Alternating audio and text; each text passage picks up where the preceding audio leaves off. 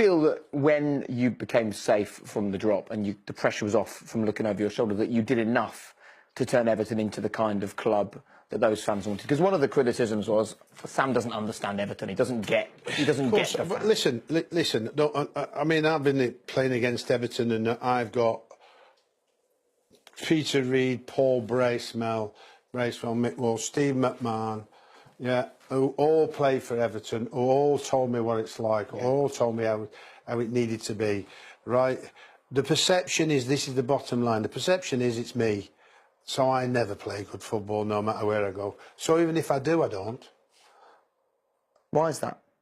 Because of the reputation that was built in the way past, like you mean. So what gets built in the past sticks with in this game. It's fake news, but it sticks. And once it sticks, it's very difficult to get rid of it. So I accept that. You know, it can happen all the time. Some of the football we played at Everton was very, very good, and at times it wasn't very good. But we still managed to get a result. And you can only get results to make it better by adding better players to that. They weren't my players, apart from two. But at the end of the season, I think that for shots on target, total shots, you were bottom of the league. For dribbles, you were 19th out of the 20 teams in the league. The stats did say that you were not an attacking side. Because we weren't good enough to be an attacking side. It's as simple as that. The players that were there at the moment weren't great attacking players. We didn't have a lot of pace. So I was so negative. I didn't go and buy two attacking players. I went and bought Theo Walcott and Cenk Tosun. So you know that shows that the attacking players that you buy are trying to make the team better in possession going forward. And like I said, that was the case. But at the end of the day, you know, it is what it is. I did the job Everton wanted me to do. I thought I did it. I thought it happened quicker than I thought it was going to happen, based on what I seen before I took over. And then I think because we were so almost successful in the beginning, it also became a burden at the end by the fact that we didn't take it even farther. Was the job description simply to stay up? Correct. And so, and this is from the outside, if that is the job description and you get Everton into 8th, is that not overachieving? I would say it's definitely overachieving in terms of what you've been set to do to survive and to finish 8th. That's a ridiculous, obviously, achievement.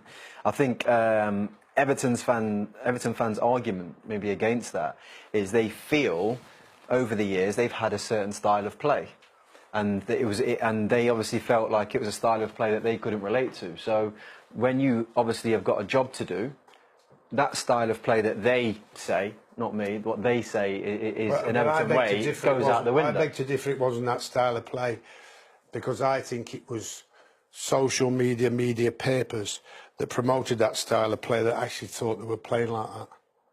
Because in possession tats and how we played in some of the games, not all of them. Now, when we played the big boys, we had to defend. Yeah. I mean, you know, we drew twice with Liverpool, not pretty, away, but we drew. At home, should have beaten, but missed our chances. I mean, so that's the big local derby that you don't want to lose if you're not happening.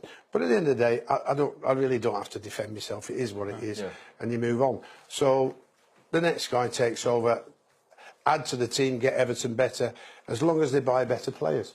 Wasn't my, like I said, it wasn't my players at the time, apart from the two I bought in January. And then they've moved on from there. There's big aspirations for Everton, and that's built the fan expectation higher, because Farhad, who's invested a huge amount of money in the club, has built that fan expectation now. Where they were quite a tight club financially with Bill Kenwright, and they had to look after the pennies. Now all this money's came in, so the expectation, there's this ground been bought on the docks where they're going to build probably a 60,000. Do you think that is in the end? That was what cost you a job? I don't know. The fans? I think they had played a part, yeah. At the end of the day, when the fan shows his disapproval continuously, which ended up in the end, even if we won sometimes. You know, so it happens. But all I can say is Everton asked me to do a job. I did it the best I possibly could.